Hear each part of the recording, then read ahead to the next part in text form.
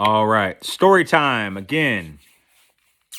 Apparently, I got to do these videos every week, so bear with me. When I'm tattooing somebody, or like I'm somewhere and we're talking story, and I hear a song or somebody says something that sparks one of these memories that recalls one of these stories, like they're a lot more spontaneous, and I'm a little bit more like woo, Ric Flair about the excitement and the details and the shit like that. So, um, just it is what it is. Like, so I'm just gonna tell a story like how I moved here. And I was born here, but through the grace of God and the motherfucking United States Marine Corps, I grew up in Southern California and Hawaii, and I worked as a bouncer in Waikiki. I worked at the Pink Cadillac, and then I bartended on this dinner cruise ship that was called the Windjammer, and like we'd go out to Diamond Head and they do the little fucking 3 hour Waikiki tour, and the fucking hula girls would do their shit. Like, man, it was awesome to watch them. That shit was mesmerizing. And then you'd have the little fucking band doing the Love Boat and the other fucking little fucking Hookie Lao and all that shit, man. It was cool. Like, it was a fun job. 18, living in Waikiki. Like, man, it was like fucking king dingling. That was the fucking, man, I love that shit.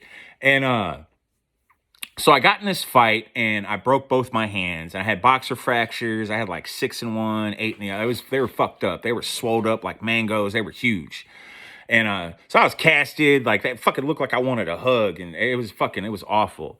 So I couldn't work. So I used my military ticket, my dependent ticket, because my mom, they'd already moved here. Kent Hang was in like Korea or Japan, wherever they had him at the time. And so I come here and it's like, it's fucking culture shock. Like, people were still wearing, like, this is like 93, I think it was, 92, 93, somewhere around there. And like, motherfuckers were still rocking like acid wash denim jeans. Like, that shit had been played out for years. So, anyway, like the guys and girls, they'd be dressed alike at barbecues. Like, they'd have these long denim fucking, like long sleeve denim shirts with the same denim fucking colored pants and these brown ass East Siders, some Dockers, like some weird fucking like boat shoes, and brown or leather black fucking braided belts, and they fold them and tuck them in, and they all had these fucking Tom Cruise aviator sunglasses. Like, that shit was wild. And so, I'm trying to adapt. Like, I grew up on the beach in California and Hawaii, in a whole different world. And like, I never took a hunter safety course class like that. I took driver's ed though, but like here they had a hunter safety class. Like, it's just a whole culture shock. Like people were actually farmers. Like, that was their real job. Like, it just blew my mind. And they so, I meet locals and cousins and different shit like that. All my family's from here. And these motherfuckers are like, hey, we're going to take you fishing. So I was like, bet, okay, cool. Like, but really, like, I'd only really ever been fishing at the ocean. So, like, there was casting nets, and then we go spear fishing over in fucking, man, it was the cove over off Second Beach. Like, James Matthews, you remember what I'm talking about. I can't remember the name of that little cove. And Pyramid Rock was all the way down at the other end. And so, I grew up on the beach. Like, there's jellyfish and sharks and shit that'll fuck you up. So I'm scared of snakes. Like, Hawaii doesn't have snakes. And like, as a kid, I had snakes as pets in California, but I was like real young, like second or third grade. And like, we never, like, I never took them out and played with the motherfuckers. Like, they were snakes. They just stayed in a cage.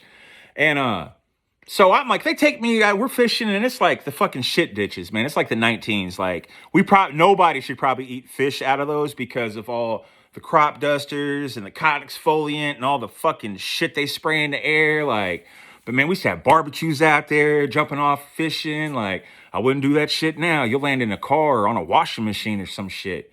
And, so I'm like, I'm nervous. Like, I'm uncharted territory for me. So I'm like, is there anything dangerous or, poisonous I need to watch out for? And these motherfuckers are like, oh yeah, dog, like the walleye pike, like they're fucking poisonous. So I fucking believe them. So however long later, we're drinking. It's back in the days, we're killing 40s and shit. And I hooked some kind of fish. And now, it might have been a brim or a bluegill. Like, I don't remember. But I pulled this fish out, and these motherfuckers are like, walleye, and fucking scream. And man, I sling that fucking pole and I take off because, like, I don't know if the fish is gonna spit poison. Like, fuck, I don't know about these things. And Mike fucking Wilburn, you motherfucker, like, to this day, like, you know, not only are walleye pike not poisonous, they don't have them anywhere fucking near Southeast Missouri. Wicked Fast Wednesdays, there's your story.